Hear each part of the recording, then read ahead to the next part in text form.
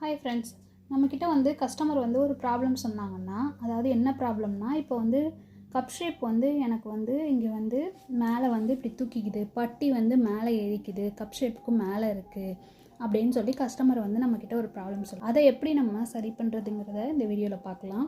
அதுக்கு நம்ம அளவு ப்ளவுஸில் இப்போ இந்த பட்டியோட சைஸ் இருக்குது பார்த்தீங்களா, இப்போ இந்த செஸ்ட்டோட ஃப்ரண்ட்டோட சைஸ் நம்ம எவ்வளோ இப்படி நம்ம ஃப்ரண்ட்டோட ஹைட் நம்ம மார்க் பண்ணுவோம்ல.